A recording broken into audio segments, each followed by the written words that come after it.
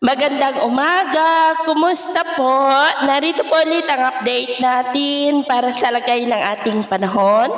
Ngayong umaga po ng April 7, 2026. Sa ngayon po ay may nabuo na nga po na isang low pressure area sa labas ng ating area of responsibility at tinawag na po ito na Invest 90W ng Joint Typhoon Warning Center at nasa layo po ngayon ng 3,400 km east ng Mindanao at kung titingnan po natin dito sa wind map, posible po yan na kikilos pa west, northwestward at may posibilidad na maging bagyo bago mag-weekend at posible ito na maging malakas na bagyo gaya po na yung napapansin at next week pa, posible na makapasok sa Philippine Area of Responsibility at tatawagin po sa local name na Bagyong Kaloy at ito naman ang ipinapakita ng forecast model natin ginagamit hanggang po sa susunod na 2 linggo.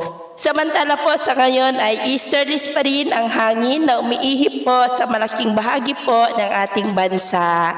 At sa lagay ng ating panahon, ngayong madaling araw ay maayos naman ang panahon sa malaking bahagi pero may chance pa rin ng cloudy skies with isolated rains sa ilang bahagi po ng Leyte at Siargao. At mamaya ay sisikat ang araw sa malaking bahagi, mainit at maalinsangan muli ang panahon.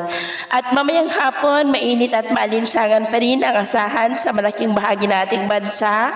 Pero may tsansa ng cloudy skies with isolated rains, lalo na po sa ilang bahagi ng Mindanao. Kaya mag-ingat pa rin tayo, lalo na po sa panganib na dulot po ng mainit na panahon. At sa atin naman pong mga baybayin, wala po tayong nakataas na anumang gale warning signals, pero iba yung pag-ingat lamang po kung papalaot tayo para po mas makaiwas sa mga sakunang pangkaragatan.